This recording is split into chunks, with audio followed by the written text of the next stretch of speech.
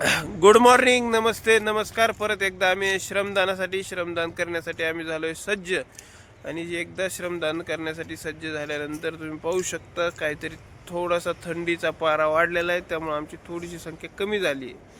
पण काय हरकत नाही, जेवढे आहेत तेवढ्यामध्ये मस्त असं श्रमदान आमचं चालू राहतं. कारण की आमचा नियमच आहे, डेलीमध्ये आम्ही श्रमदान करण्याचा जो ध्यास घेतलेला आहे तो कंटिन्यू आता चालूच आहे.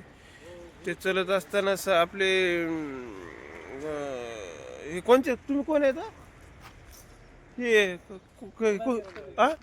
हा हा निंबाळकर निंबाळकर सर, जे की श्रमदान करत असताना गवत काढत आहेत. आणि निंबाळकर सरांसोबत आपण आज थोडासा संवाद साधूया, नाही का? आज मकर संक्रांत आहे. मकर संक्रांतीच्या सणाचं थोडंसं महत्त्व पण त्यांच्याकडून आपल्याला भेटू शकतं, ही अपेक्षा. म्हणजे भेटेल अपेक्षा, म्हणजे हे कोणची पद्धत झाली? निंबाळकर सर नमस्ते. नमस्कार सर, आज म्हणतायत मकर संक्रांती आहे. मकर संक्रांती म्हणजे काय कन्सेप्ट काय सर? मकर संक्रांत याच्यामध्ये सूर्याचं उत्तरायण चालू होतं आणि मकर राशीमध्ये, मकर वृत्तामध्ये सूर्य प्रवेश करतो आणि म्हणून मकर संक्रांत हा सण साजरा केला जातो. आता इथून पुढे दिवस हा मोठा होत राहील आणि रात्र ही लहान होते. म्हणजे थोडंसं पृथ्वीचं हे परिवलन याच्यावरती आधारित असं आहे. त्यांनी त्या अनुषंगाने दुसरी गोष्ट की तिळगुळ दिला जातो आणि तीळ हे उष्णता असं भरपूर असलेला पदार्थ आहे आणि तो खाल्ल्यानं शरीराची उष्णता भरून निघण्यास मदत होते. त्याचबरोबर प्रत्येक माणसाचं प्रेम हे तिळानं वाढलं जावं आणि त्यात गोडवा निर्माण व्हावा अशी एक भावना असते आणि या भावनेपोटी सगळे सण जे साजरे केले जातात त्याच्यापैकी मकर संक्रांत आहे. आणि आपल्या श्रमदानामध्ये तर आपण अगदी सर्वच जण गोडव्याने राहतो आहोत आणि प्रेमानं राहतो आहोत. असं सगळं जग तशा पद्धतीने राहिलं तर निश्चितच चांगल्या पद्धतीचं हे होऊ शकतं, लोकांमध्ये सलोखा होऊ शकतो. धन्यवाद सर. अतिशय उत्कृष्ट असं यास मकर संक्रांतीचं महत्त्व.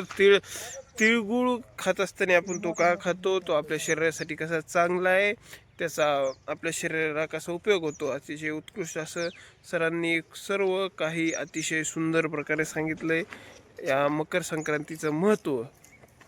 आता सर, मकर संक्रांतीचं महत्त्व सांगत असताना बाकीच्याकडे ज्यावेळेस पाहू शकतो आपण बाबळीचा थोडासा बाबळीचा आट्टा घेऊ नका तुम्ही, त्याला काटे असतात. लांबच थांबा. नाहीच गेले तर आपल्याला शेवट करावं लागणार त्याचा, त्यात काही विषयच नाही. सारंग भाऊजी की मला सकाळी 6 वाजल्यापासून प्रयत्न करत होते बोलवण्याचा, पण मी वेळेला महत्त्व देणारा माणूस आहे, नाही का? मी बरोबर 7:15 आलो म्हणजे आलोच. आपलं ठरलं होतं 7:15 येणार मी, आणि 7:15 मी आलेलो आहे. बऱ्याच दिवसानंतर बाबाजी आलेत. बाबाजी सोबत भेटून आनंद वाटला.